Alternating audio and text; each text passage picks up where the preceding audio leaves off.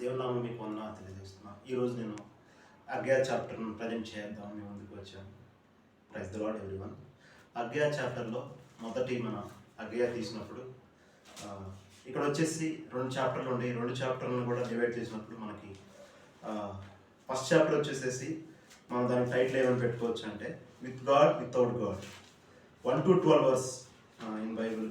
అగ్యా chapter if you open, first 1 to 12 verses mentioned as a without God. And తర్వాత నుంచి వచ్చేసి దేవుడు లేకోకుండా చేసిన పనులు, దేవుడితో ఉన్న పనులు. అంటే మీన్స్ నేను అర్థం చేసుకుందంటే దేవుడు లేకోకుండా మనం ఏం చేసిన సారీ ఇంకా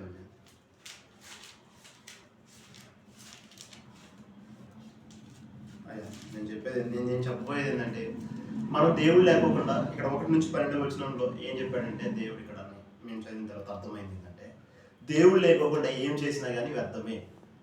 ఇక్కడ ఎట్లా అంటే ఒక అగ్గయ్య దేవుడు వాక్కు వాళ్ళ దగ్గరకు వస్తుంది అనమాట.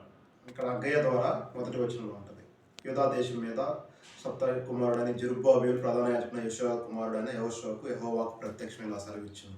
అంటే ఇది ఇనిషియల్గా దేవుడు అగ్గయ్యను వాడుకుని వాళ్ళ దగ్గరికి వాక్ తీసుకెళ్తూ ఉంటాడు. ఏమని వాక్ తీసుకెళ్ళాడంటే ఫస్ట్ 2వ వచనం చెబుతాడు, సమయం ఇంకా రాలేదు, సమయం మందిరం కట్టడానికి అని వాళ్ళు అనుకుంటూ ఉన్నారు. ఈ జనులు అక్కడున్న ప్రజలు అంతా చెప్పుకుంటున్నారు సమయం ఇంకా రాలేదని.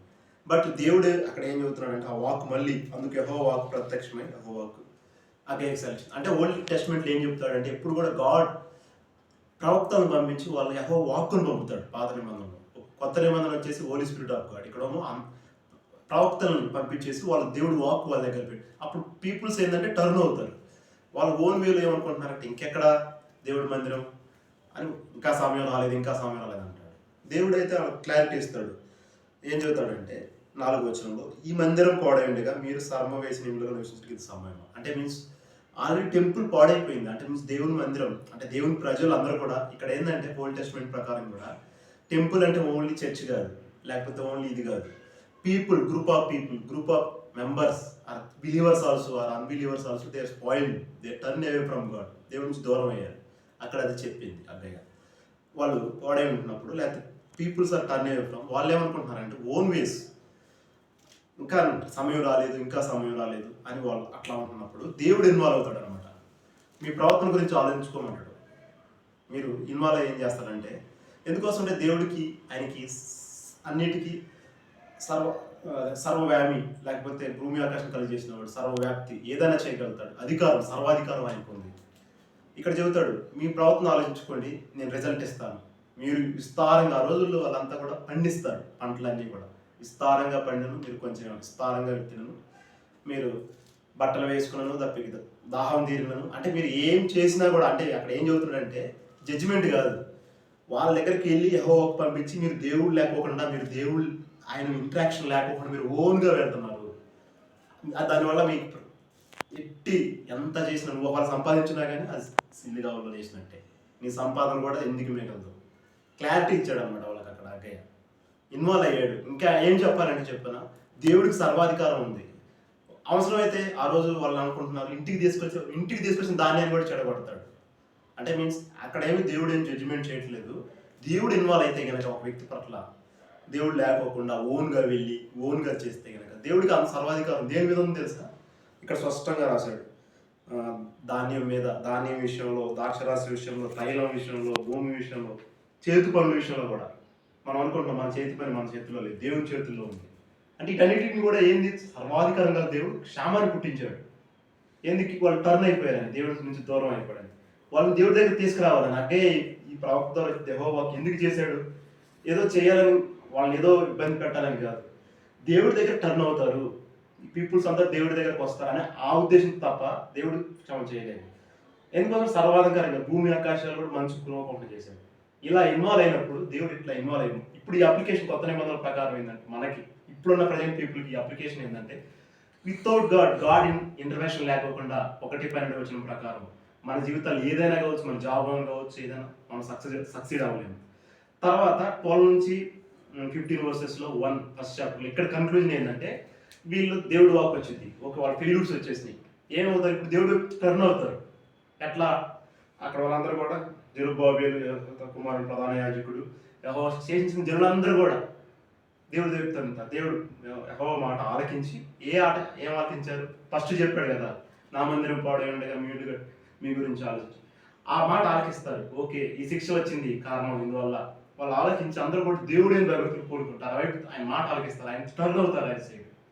ఆయన టర్న్ అయినప్పుడు దేవుడు ఏమంటాడు? ఫస్ట్ ఎప్పుడైనా పాత నిబంధనలో పోతున్నాం, దేవుడు మనం గ్రహించుకొని మన మిస్టేక్స్ మనం తప్పుదలు గ్రహించుకొని దేవుడు వైపు భయభక్తులు కలిగి ఉన్నప్పుడు ఏమంటుంది తెలుసా? ఫస్ట్ వాగ్దానం అగ్గయ్య ద్వారా వాక్యం మళ్ళీ వాక్ వచ్చింది ఏమన్నా, నేను మీకు తోడై ఉన్నా అంటాడు. God with us. బిఫోర్ ఏంటంటే గాడ్ లేకుండా చేశారు. ఇప్పుడు నేను నీకు తోడై ఉన్నాను అగ్గయ్యకి అభయం ఇస్తాను అనమాట. ఆ ఇచ్చినప్పుడు ప్రకటించినాక యూదారాజు అని అధికారులు పరిచయం కూడా ఇక్కడ మినిస్ట్రీ అనేది కూడా ఇంకొక పాయింట్ నుంచి టెస్ట్ చేసి చెబుతాడు. ఒక్క వ్యక్తి చేసే పని కాదు. 14 వచనంలో చెబుతాడు అందరినీ దేవుడు ప్రేరేపిస్తాడు. చాలాసార్లు నా అప్లికేషన్ ఏంటంటే నేను చాలాసార్లు నేను మినిస్ట్రీ చేసినప్పుడు గర్వంగా ఫీల్ అయ్యాడు.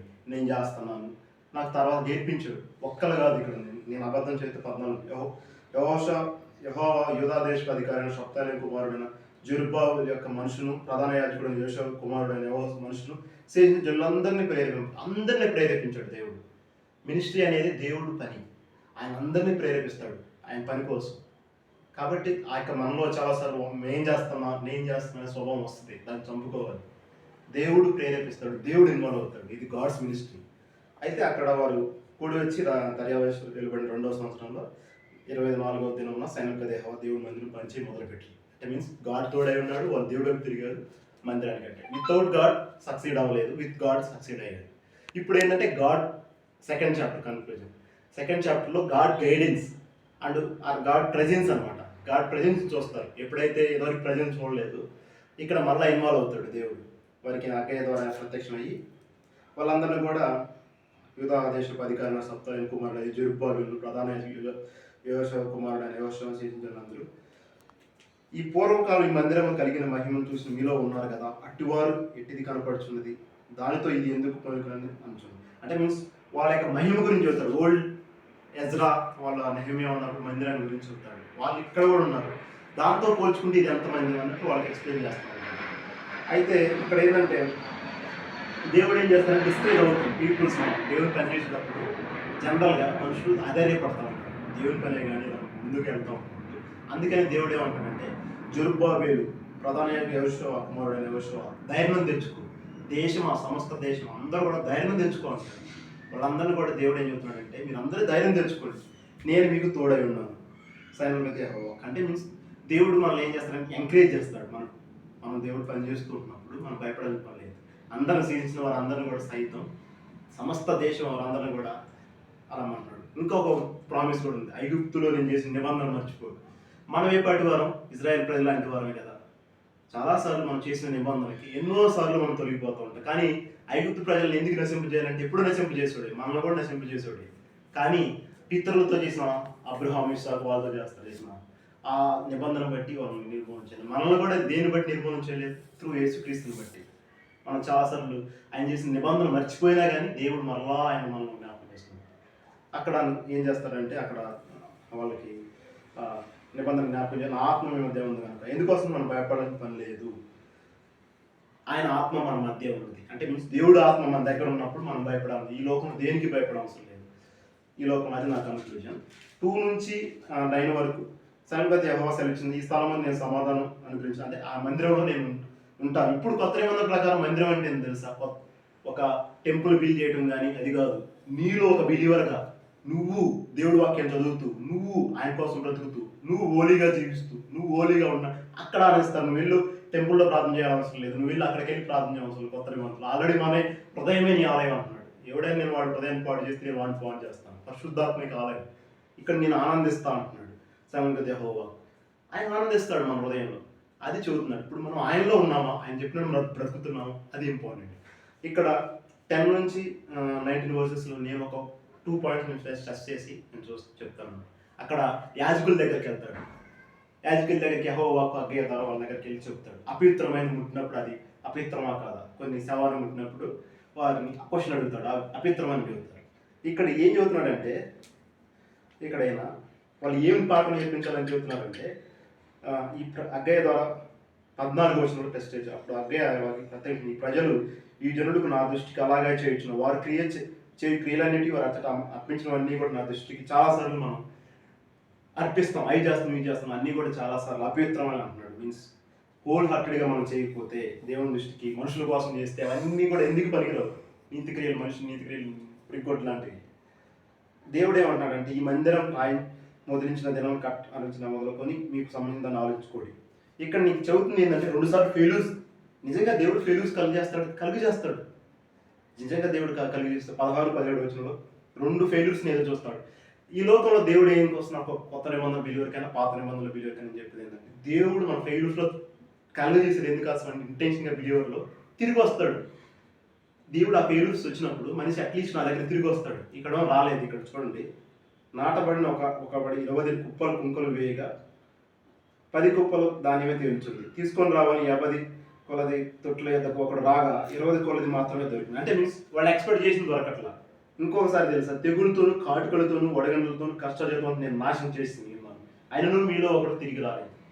అంటే మీన్స్ చాలాసార్లు నా లైఫ్లో నేను నేర్చుకుందంటే నా గర్వాన్ని బట్టి నేను వెళ్ళేవాడు. నా జాబ్లో నాకు ఉంది కదా, దేవుడు నన్ను కొట్టాడు. రియల్గా నేను చెబుతున్నాను, ఎప్పుడైతే నన్ను దేవుడు కొట్టాడో ఆయన దగ్గరికి వచ్చేవాడిని. అంటే జాబ్ కూడా మన జీవితం కాదు. అంటే దాన్ని బేస్ చేసుకొని మనం దేవుడి ముందుకు వెళ్ళకూడదు. నాకు అర్థమైంది. ప్రతి ఫెయిల్యూర్లో కూడా దేవుడి దగ్గర టర్న్ అవ్వాలి. ఆయన ఏం చూస్తున్నాడు, కాటికి నా జాబ్లో కూడా కొత్త నిబంధన వాడు దాంట్లో కలిగి చేశాడు. ఏంట్లో ఈ పంటల్లో వాటిల్లో కలిగి చేశాడు. మనం చేసే దాంట్లో క్షణైతే పుట్టించవచ్చు. కాటికతో ఆయన తెలుగు పుట్టించాడు. ఎందుకోసం టర్న్ అవుతాడు, ఎక్కడైనా తిరిగి వస్తాడేమో. తిరిగి రాలేదు. అంటే ఇప్పుడు నాకు అర్థమైందంటే నా గర్వంతో నేను వెళ్ళినప్పుడు దేవుడు నన్ను బుద్ధి చెప్తాడు, నేను ఆయన వైపు టర్న్ అవ్వాలి. ఇక్కడ నేను ఫైనల్ ప్రామిస్ ఏంటంటే మీరు ఆలోచించుకోండి. ఇదంతా 9 నెలలు 4 అనగా యెహోవా మందిర పునాది వేసినట్టు నుంచి ఆలోచించుకోండి. కోటలో ద్రాక్ష ఉన్నదా? ద్రాక్ష చెట్లైన, అంజూరపు చెట్లైన, దానిమ్మ చెట్లైన, ఒలివ చెట్లు ఫలించకపోయింది కదా. అక్కడ ఉన్న దినాల్లో వారి యొక్క సంపాదన అనమాట, వారి వృత్తి అది. ఆ రోజుల్లో పాత కాలంలో ద్రాక్ష చెట్లు, వాటి వల్ల పండ్లు. మన వృత్తి ఏంటి? మనం చేసే జాబులు, మనం చేసే పనులు, జాబ్ ఒక్కోసారి ఫెయిల్యూర్ అవుతుంది. ఫెయిల్యూర్ అయినప్పుడు తిరిగి దేవుడి దగ్గరికి వస్తే అప్లికేషన్ ఏంటంటే ఇక్కడ దేవుడు ఆయన ఏం చెబుతున్నాడంటే మెయిన్ అప్లికేషన్ అంటే నేను మిమ్మల్ని ఆశ్రయిస్తాను. ఇక మా ఫ్యామిలీ లైఫ్లో మేము చూశాను 4 years 18 నుంచి 22 వరకు మా యొక్క ఫ్యామిలీ సక్సెస్ లేదు. రియల్గా నేను చూశాను. దేవుడు టర్న్ అయ్యాను, అందరం ఫ్యామిలీ సైతం టర్న్ అయ్యాను 2 years బ్యాక్. మరి అప్పుడు అవి తీర్చుకోవడానికి రియల్గా జరిగిన విషయం, నేను అబద్ధం చెప్పట్లేదు. దేవుడు నిజంగా మన ఫెయిల్యూర్స్లో ఆయన తిరగాలని, ఆయన మీద ఆధారపడాలని ఆయన ఇంటెన్షన్ అనమాట. మనం చాలాసార్లు ఓన్గా వెళ్ళిపోతాం, అది దేవుడి దృష్టిలో కరెక్ట్ కాదు. ఇది నా యొక్క ఇంటర్ప్రిటేషన్. అగ్గయ్య 2 chapter 1st 2nd. Thank you everyone.